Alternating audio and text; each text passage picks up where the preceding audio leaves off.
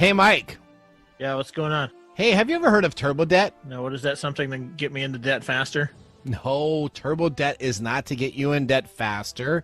It's to help you get out of debt. Do you have over $10,000 in credit card, personal loans, medical, or payday loans? Of course I have debt. That's the American way. Au contraire, mon frere.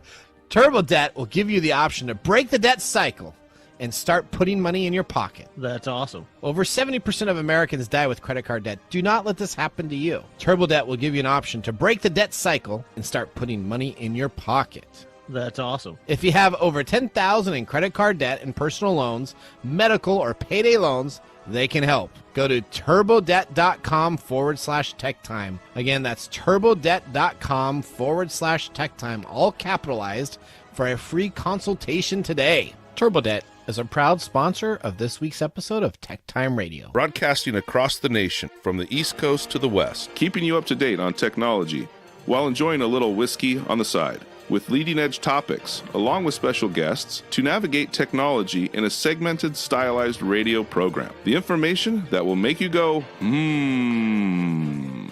Pull up a seat, raise a glass with our hosts as we spend the next hour talking about technology for the common person. Welcome to Tech Time Radio with Nathan Mumm.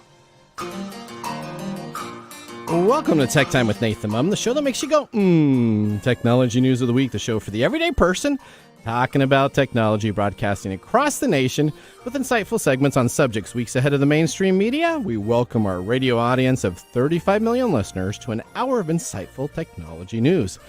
Each week our show covers the weekly top technology subjects without any political agenda. We verify the facts, and we do it with a little sense of humor in less than 60 minutes, and of course, with a little whiskey on the side. We are live streaming during the show on 5, well, maybe 4 of the most popular platforms, including YouTube, Twitch.tv, Twitter, X/not at this time, and we'll talk about that, Facebook, and LinkedIn. We encourage you to visit us online at techtimeradio.com and become a Patreon supporter at patreon.com/techtimeradio. I'm Nathan Mumm, your host, a technologist with over 30 years of technology expertise, working for Fortune 500 companies across the country. Today in the studio, we have co-host Mike Gorday back, and our whiskey connoisseur, Mark Gregoire, is in studio along with Odie behind the board. Mike's an award-winning author originally from Arizona. He is a human behavior expert living in the Seattle area with a master's degree in forensic psychology. Mike is here to keep me from geeking out while providing insight into human behavior and how it interacts with technology. Our whiskey connoisseur here, Mark Gregoire, is a senior executive with a 30-year record of establishing, implementing, and refining cutting-edge solutions to address business needs and optimize opportunities in the print business. He's a skilled whiskey drinker, and he's our go-to pick-of-the-day expert. We are all friends from different backgrounds. We bring the best technology show possible every week for our family, friends, and fans to enjoy. Welcome, everyone. Let's start today's show. Now on today's show. Oh boy, today on Tech Time with Nathan Mumm, Elon Musk has suggested that all users of X may have to pay for access to the platform. We're going to be talking about Irish regulators that have fined TikTok over $345 million for violating children's privacy acts. Also, then we have the U.S. president for Box, B-O-X-X Insurance today. He's going to talk about cybersecurity insurance on a personal level. This is something that we've talked about on the corporate level, on the business, small business, large business size. But guess what? There is now a plan that you can have as a personal individual to protect you and your family. We're going to be talking about that. And then we're going to be learning about flying taxis. And Las Vegas is a mess with ransomware requests in the billions of dollars. And we are boldly looking back at what happened in September 17th, 1976. In addition, of course, we have our standard features, including Mike's mesmerizing moment, our technology fail of the week, and a possible Nathan Nugget. And, of course, our pick of the day, whiskey tasting during the commercials. Today, we have selected a special whiskey. We're going to learn all about that. But today, it'll either get 0, 1, or 2 thumbs up at the end of the show from Mike and I.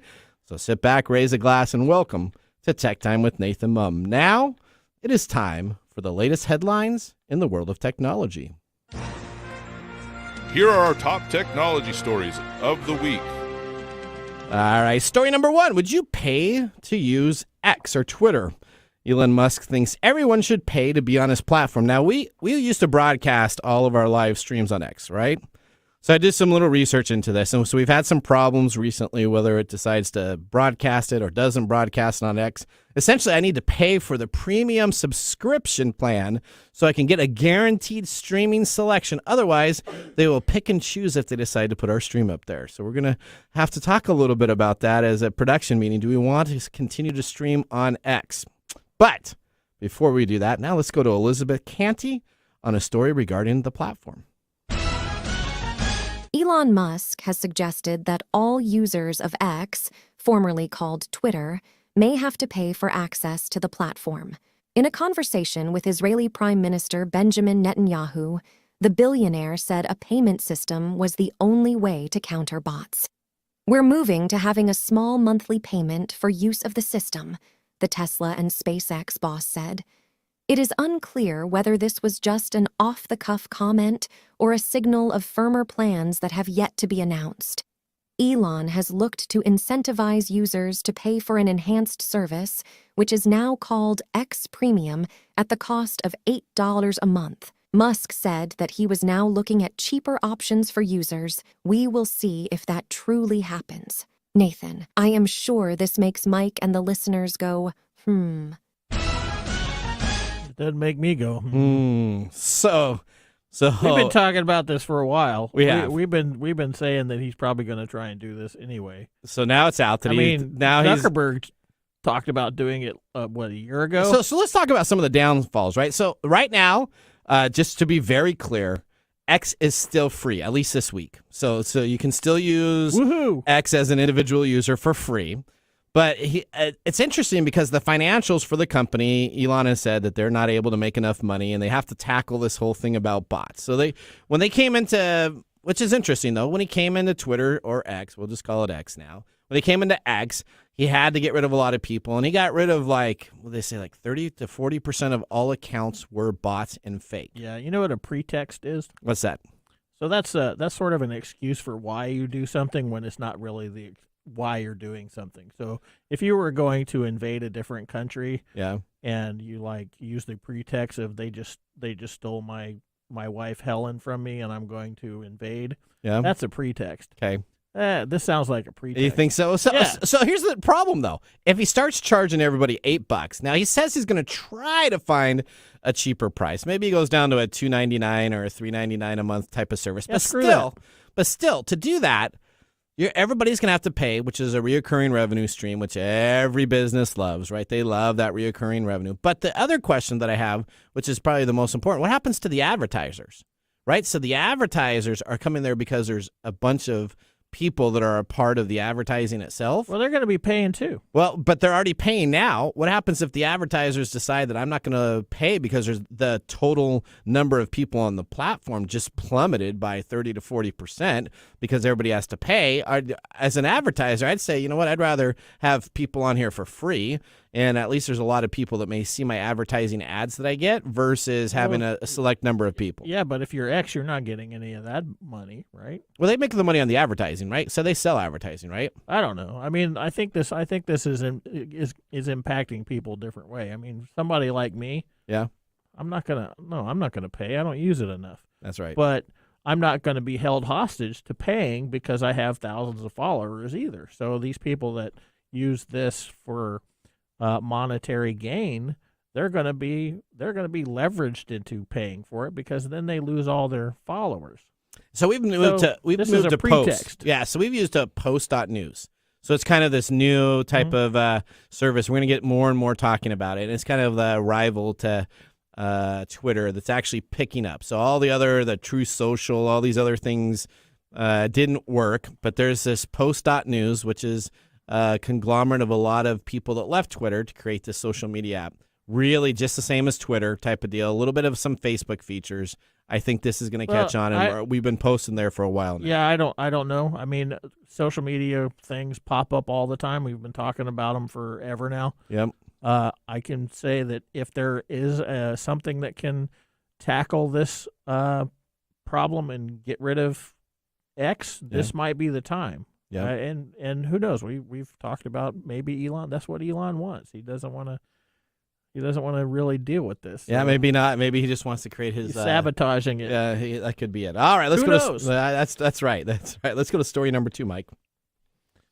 Oh well, talking about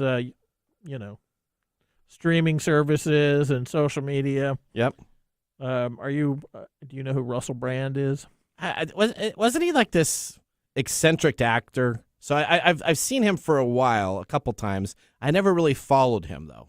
I don't either, but he's a comedian from the UK. Okay. He actually did the remake of Arthur, if you know what that movie is. I did, yeah. Arthur was who's the older guy that was in it? Dudley Moore. Dudley Moore, yes. Yeah. Yep. Okay, anyway, YouTube is blocking monetization of Russell Brand's account after some sexual assault claims that have been made against him. Okay. He has 6.6 million subscribers that utilize his channel, and they are now not being able to be utilized for his income on that platform.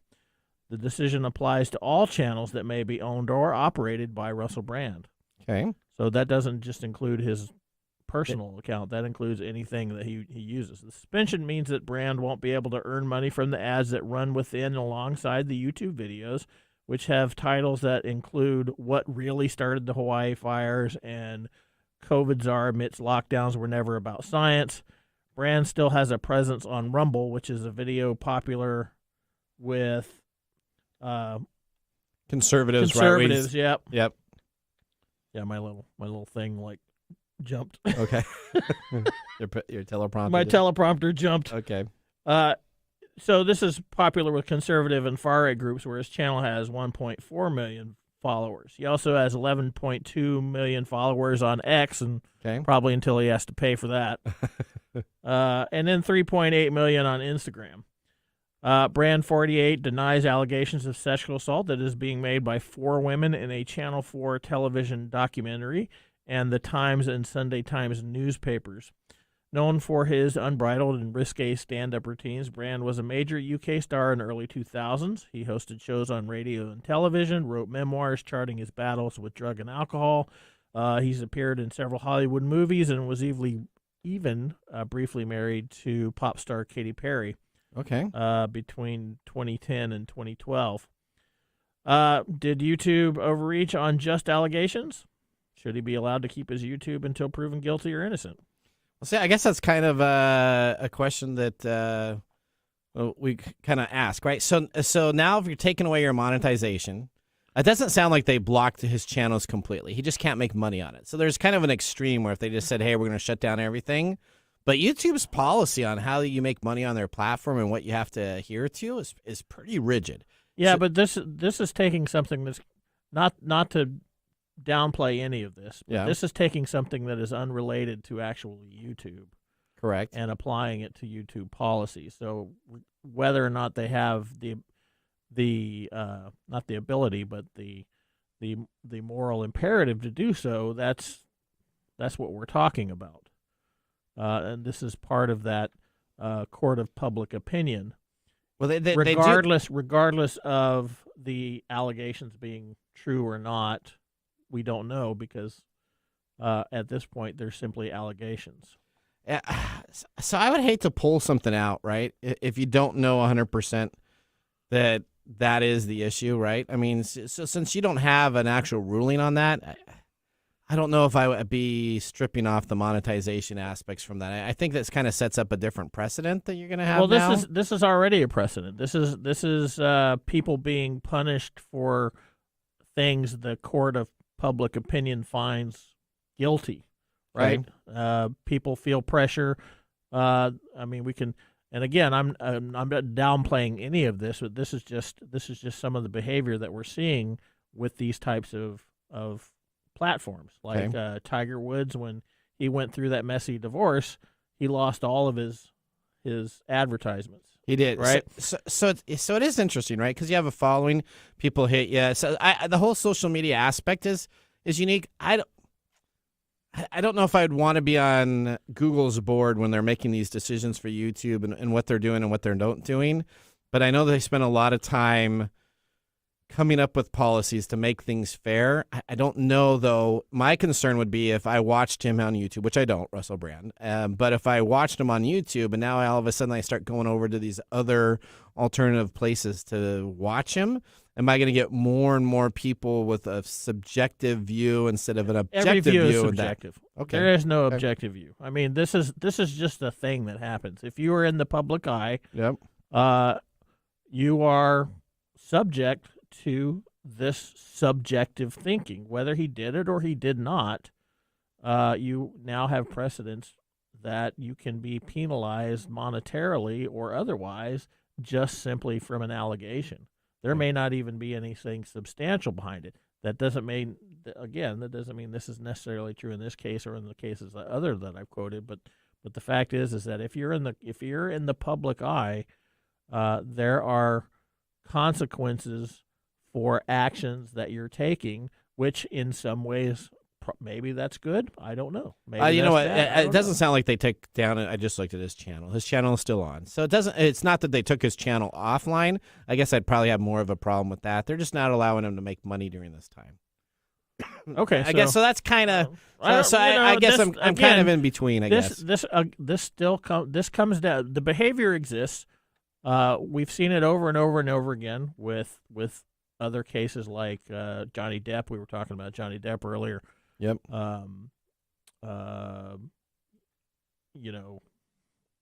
It's out there. We all know it's out there.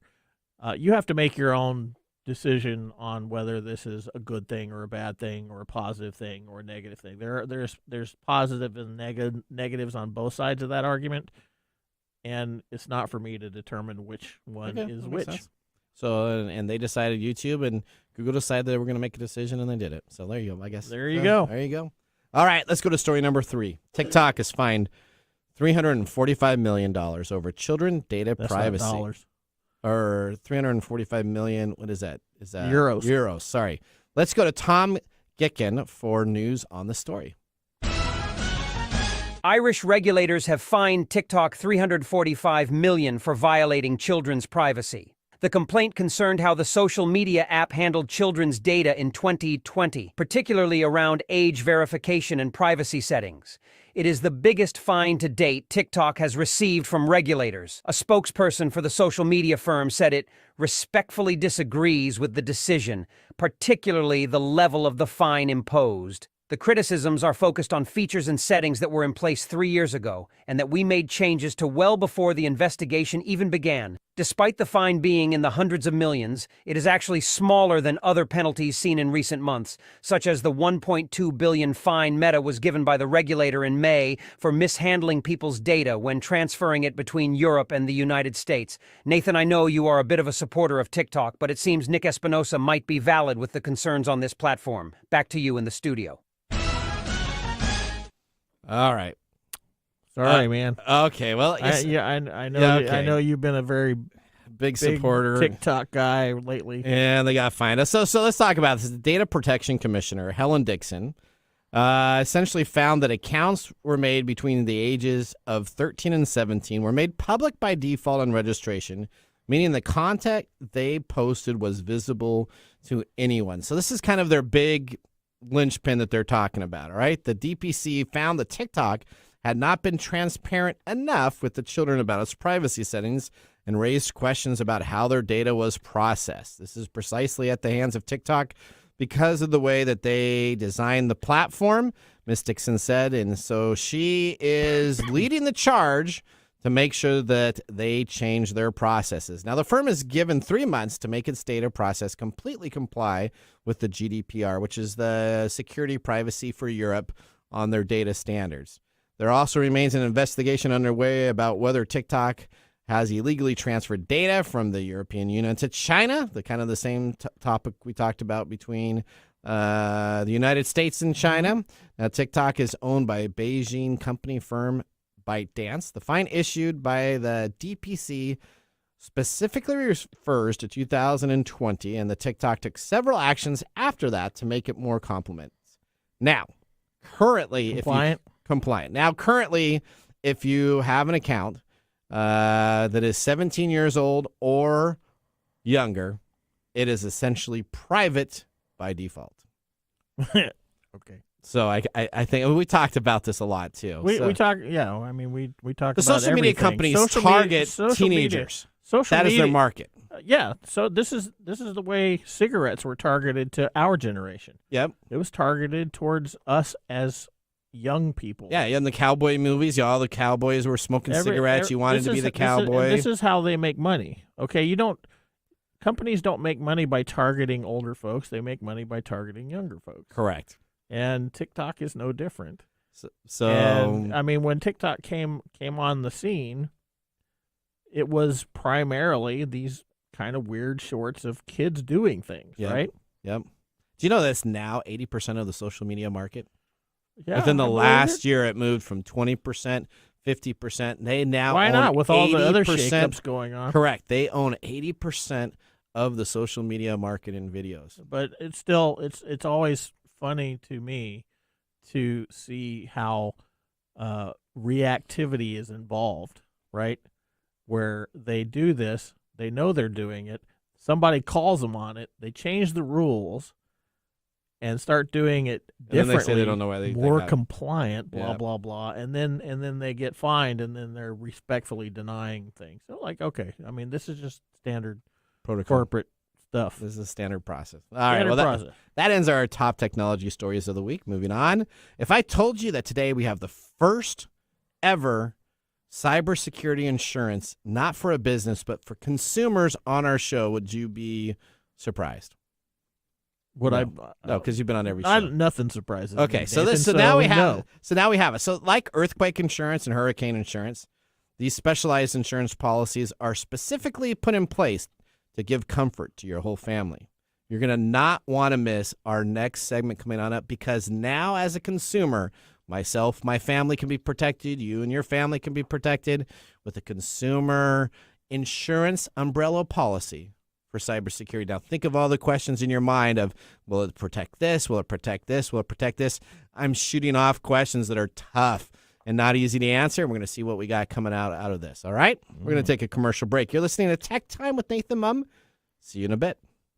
Hello, listeners. We're excited here at TechTime Radio, aren't we, Mike? Oh, no. We have an announcement to make. We are so excited to be a part of the new launch of iTalk Radio Live, the internet 24/7 streaming service. You will still be able to listen to us live here at Kixie 880 and KKNW and all of our affiliate stations, but you'll be able to listen to us at 8 a.m. Monday, Tuesday, Wednesday, Thursday, and Friday now. We look forward to this new opportunity to provide you TechTime Radio every weekday. And again, you can always catch us online at techtimeradio.com.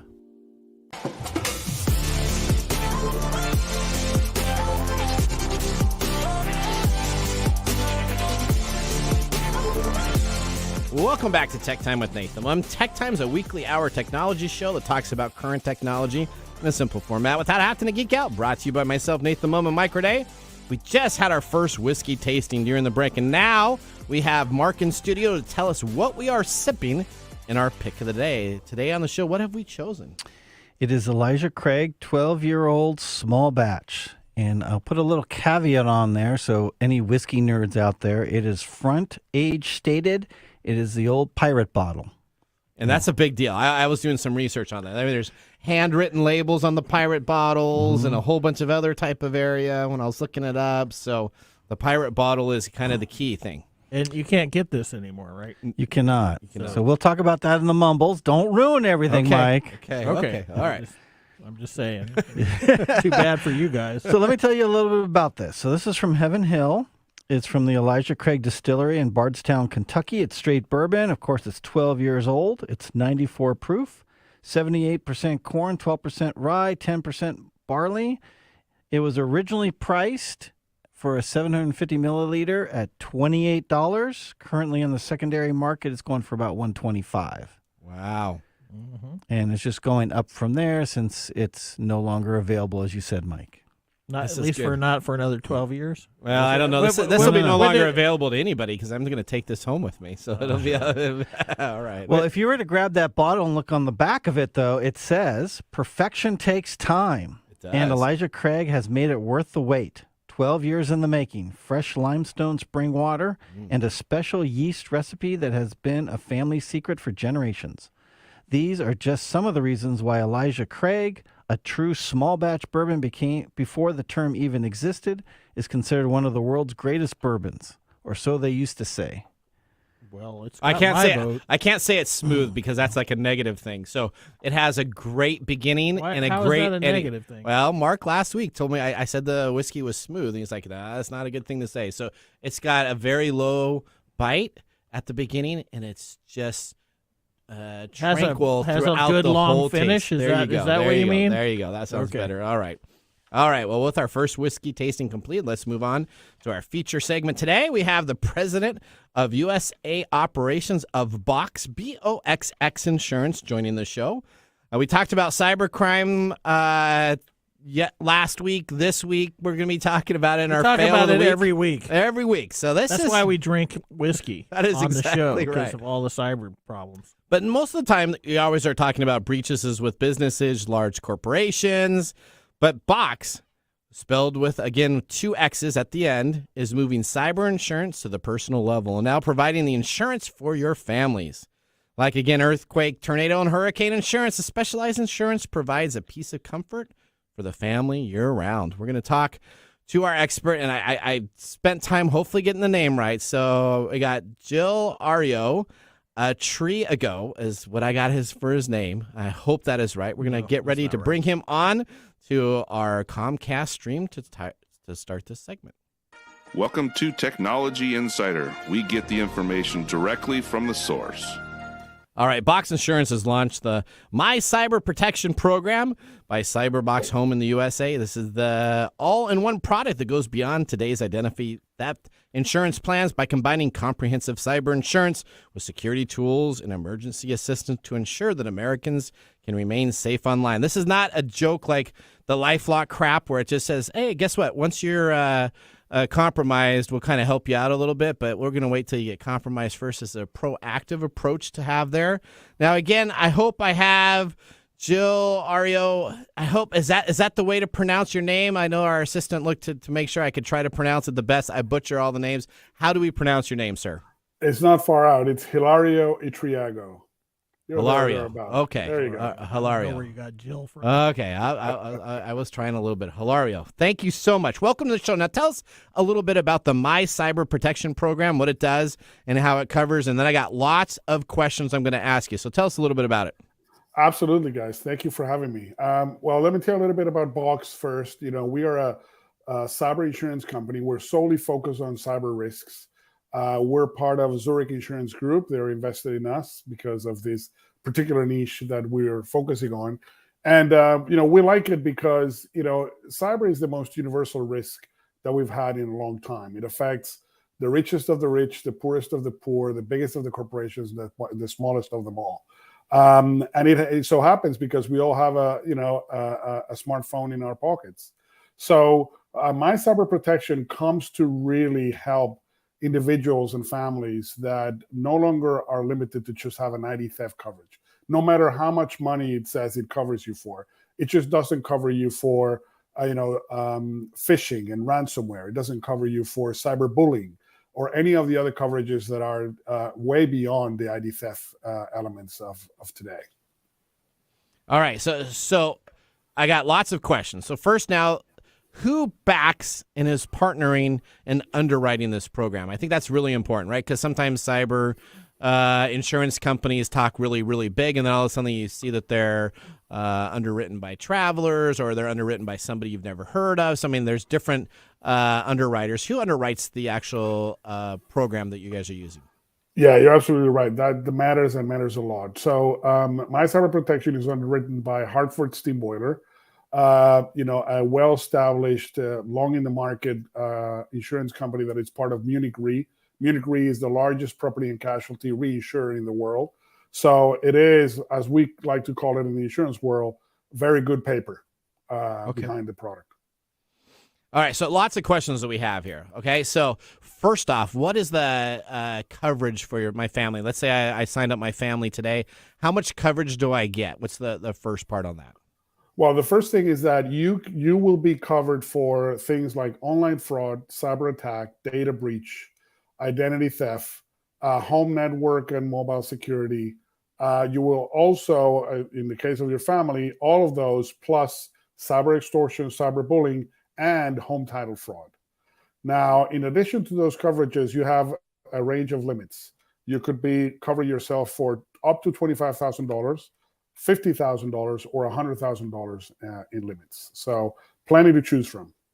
Okay, so $100,000 limit is what I would recommend anybody listening to our show to get, because if you're going to get an attack that happens to you, you're going to need to actually have protection, because if these people are spending the time to target you and your family, they're probably going to come after you for some money. Now, what happens if I click on a link? We talk about this all the time in our letters segment, right? So I get an email in here. I think, of course, it's my great Aunt Edna, and I'm going to try to help her wire funds on Western Union because she needs money, and I accidentally type in my credit card information. I type in my information with that's oddly specific, buddy. Well, my credit card information, my bank information, and all of a sudden they get compromised, and so my bank accounts are compromised. Does your insurance process cover me being a bad actor and accidentally giving out that information?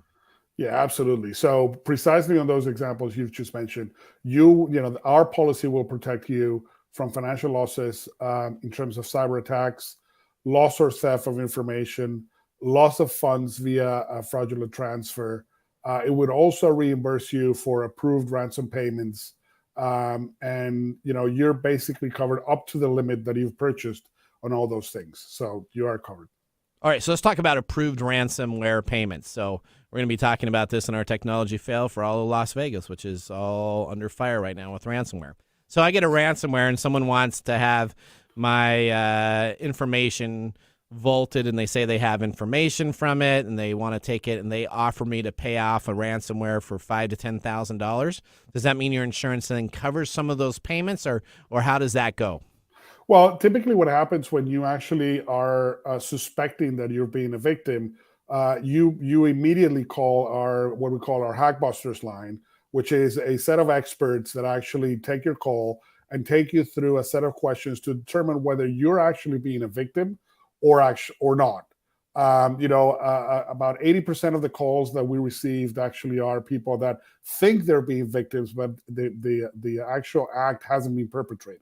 So we managed to avoid that. But in the case that we validate that you're actually a victim, then of course, whatever that has been agreed that you've been paid on that would be covered as part of the limit. Okay. All right. Well, okay. I'm just a normal Joe. I don't do a lot of technology. Technology doesn't affect my life a lot. Okay. At least in my not like yours. I'm not on there doing all kinds of stuff. Why would I need something like this?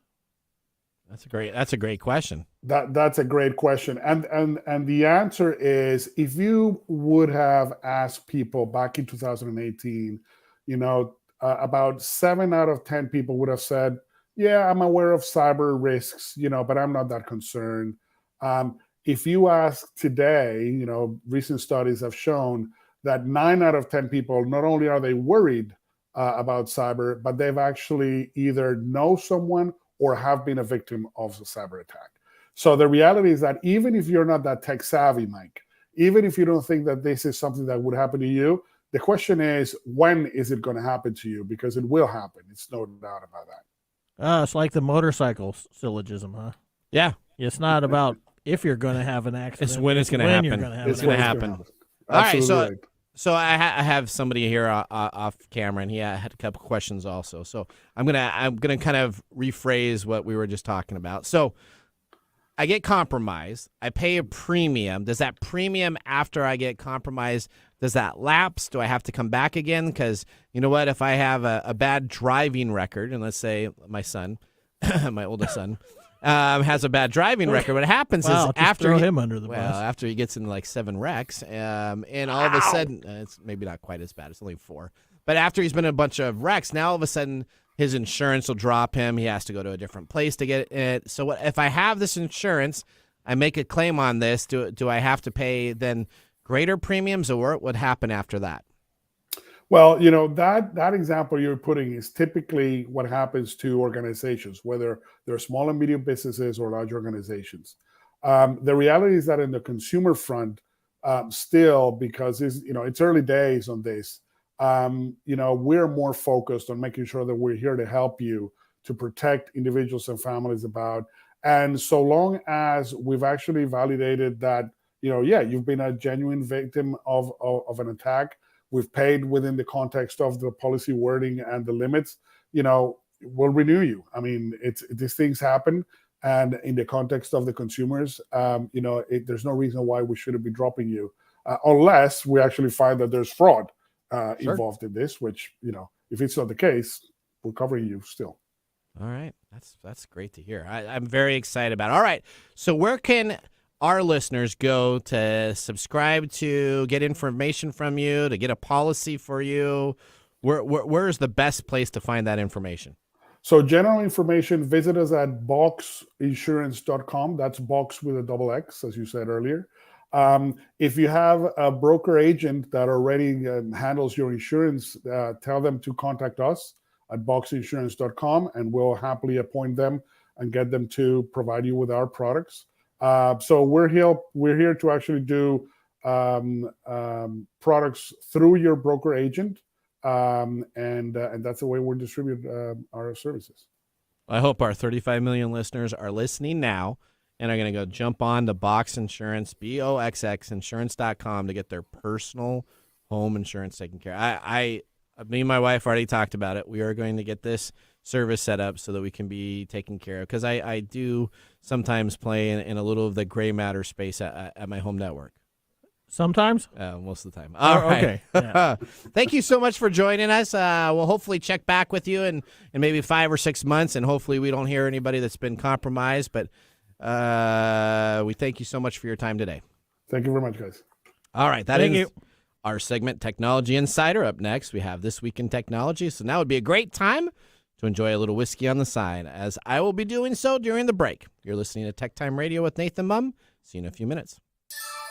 This is Mark. And Greg. For Copiers Northwest. With a terrific offer. Called Printer Care Plus. It's simple. Buy HP printer cartridges from Copiers Northwest, and we'll service your current printers for free. That sounds too good to be true. It's made possible due to our HP Copiers Northwest relationship. Copiers Northwest is an HP Platinum partner. One of only 2 in the entire Northwest. And now with Printer Care Plus, Copiers Northwest will provide free printer service. As long as they purchase genuine HP cartridges from Copiers Northwest. That's right. IT departments no longer have to service printers. Or fix paper jams with Printer Care Plus. They can focus on more strategic initiatives. And let our experienced technicians keep their HP printers up and running. Sounds like a love-love relationship for IT departments. Don't get too carried away. So how do they get more details on Printer Care Plus? Call Copiers Northwest today, 206-282-1200, or visit copiersnw.com. Copiers Northwest. New ideas, new solutions.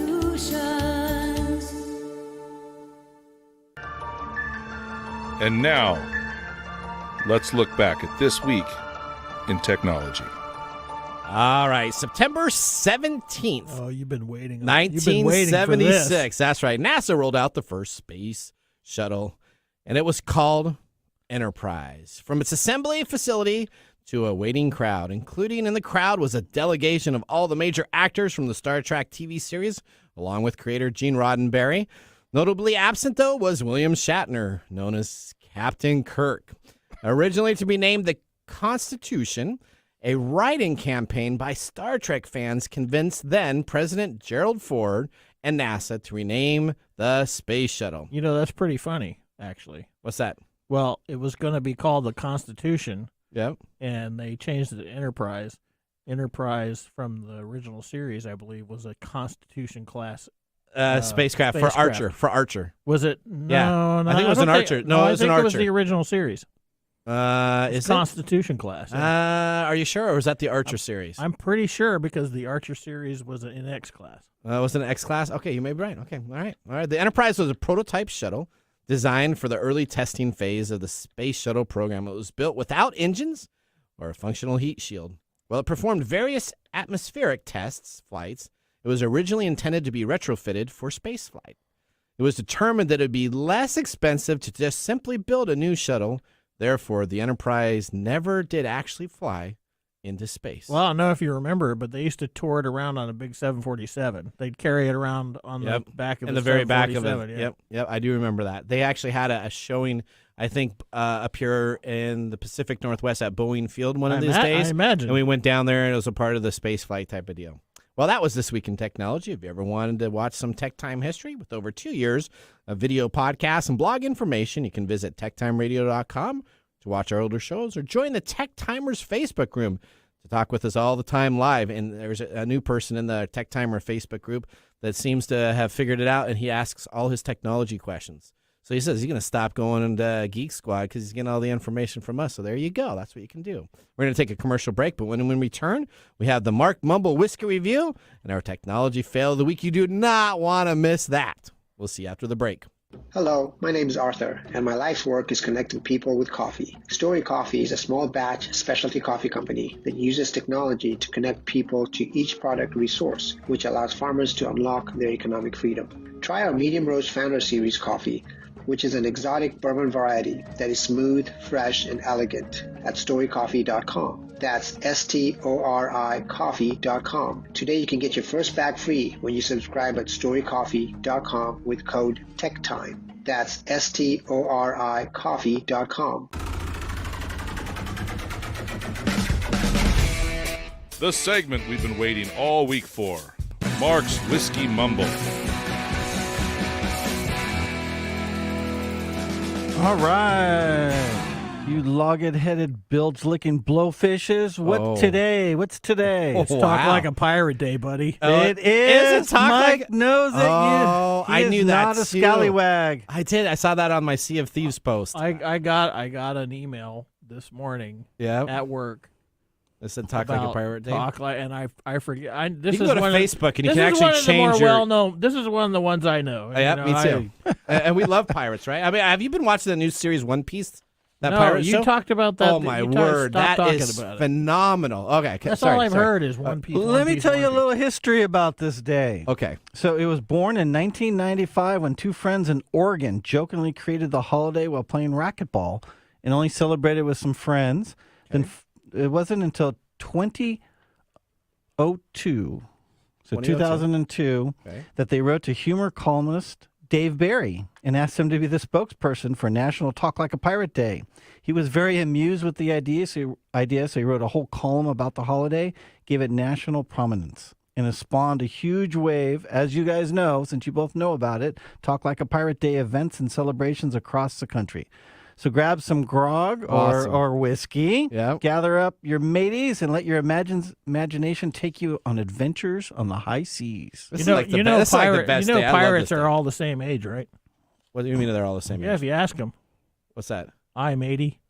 I'm 80. I'm 80. You know what the pirate's favorite letter is? No. No? R. Wow, that was... there you go. Okay. That was not even. So let's move on, gentlemen. Okay, all right. Let's talk about our pirate bottle. Okay. So, Breaking Bourbon reported that citing a surge in popularity and supply was not being met by the Heaven Hill in the early 2016s. So what they had is a choice. The brand was it was heading towards what's known as a shelf ghost. That means where you just can't find the bottle anymore because they can't produce enough.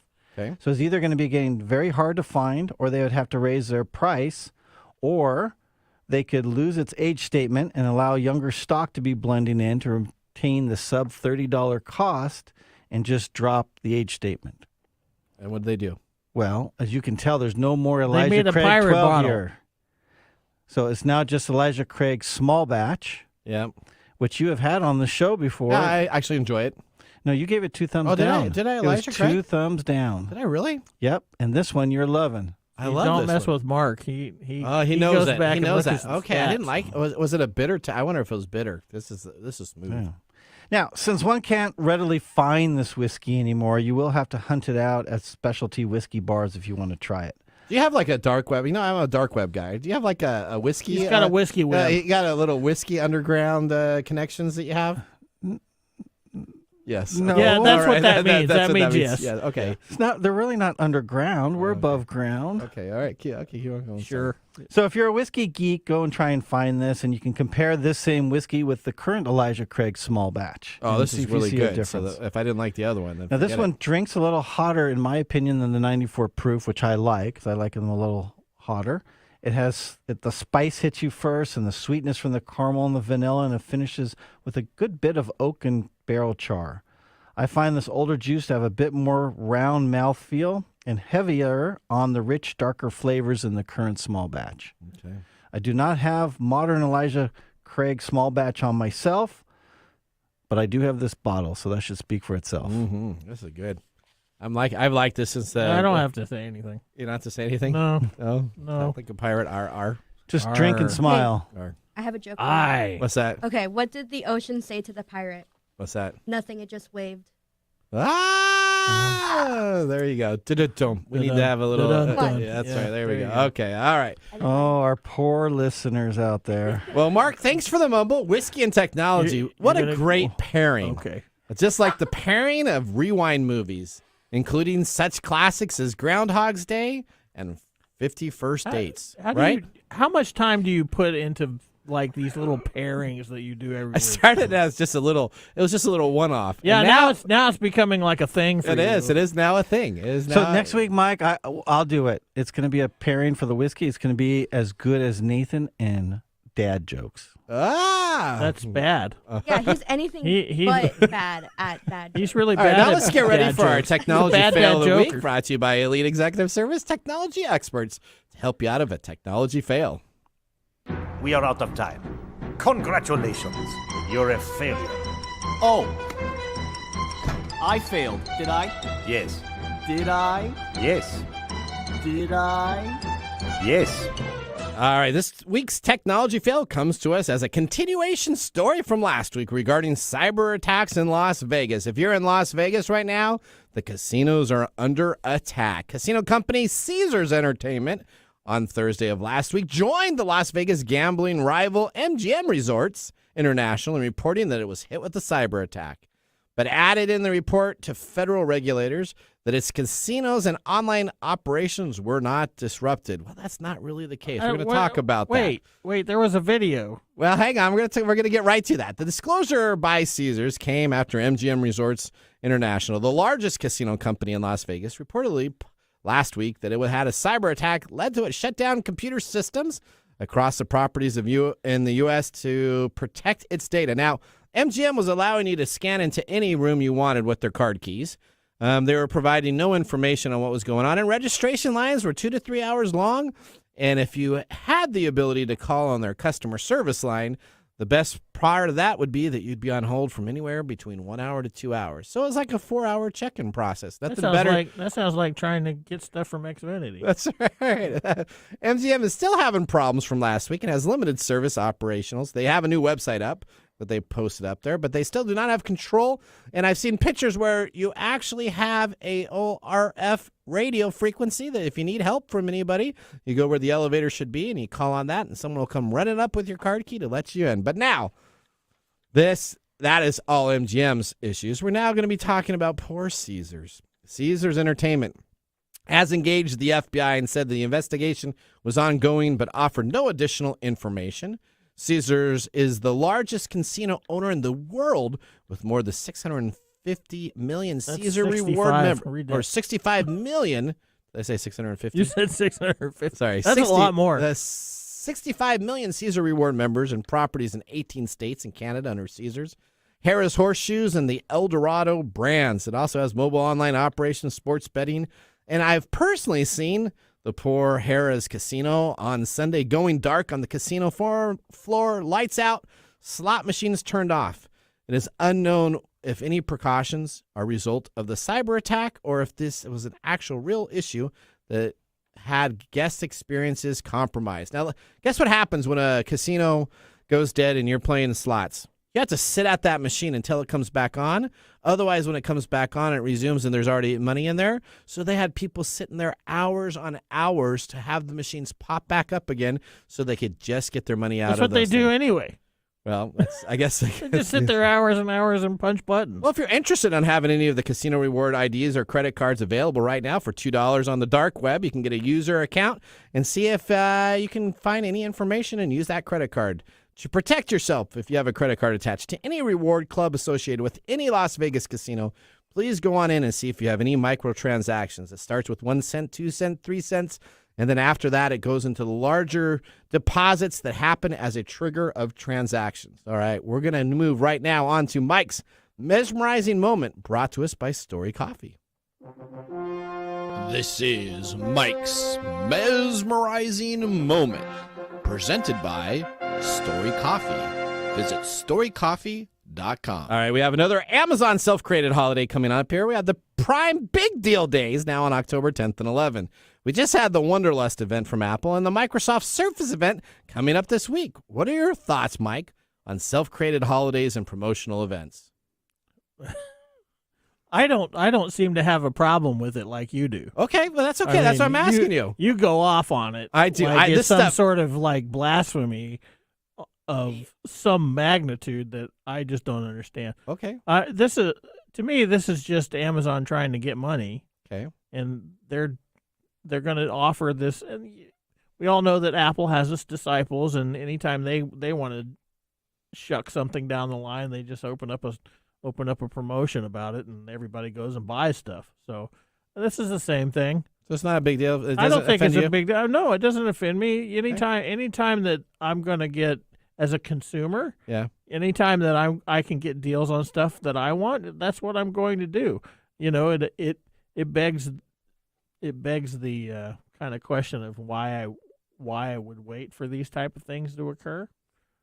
But the fact is that that's how we roll as human beings. So, all right. To me, this is something that Amazon is doing because they want more people to come on board, and they want to, show that they're the awesomest customer service place ever. Okay. Which they're not, but that's okay.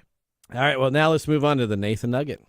Well, you don't have anything to say? Nugget of the That was the week. Mike's mesmerizing moment. My opinions are mute on that one. You totally were going off on it last night. All right. Hundreds of flying taxis are now being made in Ohio and will begin operations in 2025. Have you ever thought about taking a flying taxi? I have not thought about taking anything that is not driven by somebody human. Oh, the same Ohio River Valley where the Wright brothers pioneered human flight will soon be manufacturing cutting-edge electric planes that take off and land vertically under an agreement announced Monday between the state and Joby Aviation, Inc. It's Joby. Is it Joby? Joby?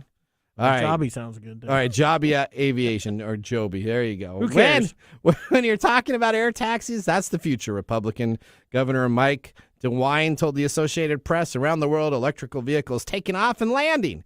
Aircrafts will enter the mainstream, and they'll be able to be used by everybody. Now, this is interesting. They're not going to be used by everybody. Well, they say that they can go and hold up to 4 passengers at speeds up to 200 miles per hour. That's as quick as, like, airplanes go. Yeah, how long? For an hour. For an hour. Yep. And how much? Because that's going to determine really who's going to take these flights. Well, do you realize we're in 2023? Yeah, I'm aware of that every day. Okay, so in 2025, the ride-sharing network will begin in Ohio. I don't. That's a pipe dream. Yeah, that's like saying that's like when you get a government contract and you say you're going to have this stuff deliverable by this date. Yes. Everybody knows that's not the date. So we're going to have flying taxis. We're going to have Back to the Future flying taxis here available in 2025 in Ohio.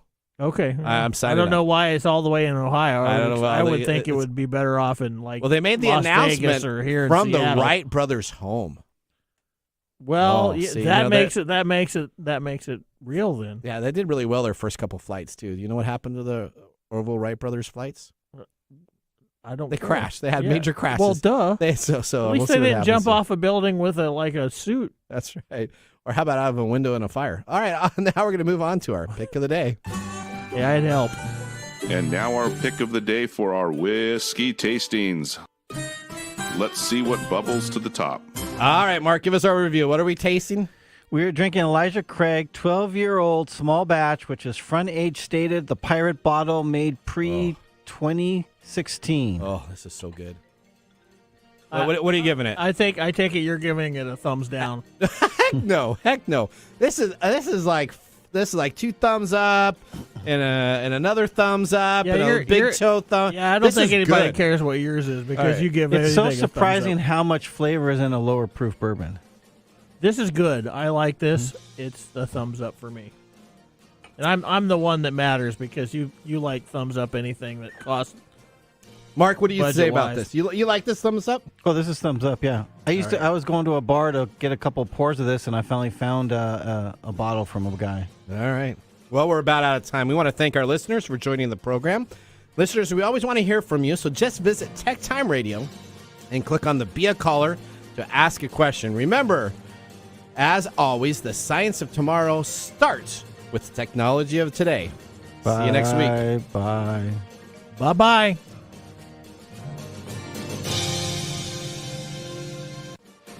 Thanks for joining us on Tech Time Radio.